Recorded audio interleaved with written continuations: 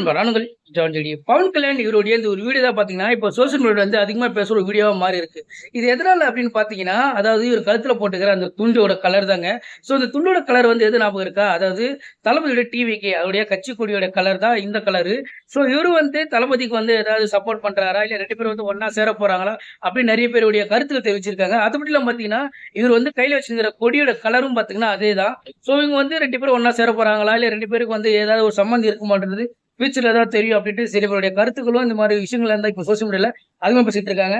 So ஒருவேளை அப்படி இருந்தா அவங்களுடைய சப்போர்ட்டை இருக்குமா இல்லைன்ற மறக்காம கமெண்ட் பண்ணுங்க. இந்த வீடியோட கருத்து என்னது மறக்காம கமெண்ட் பண்ணுங்க.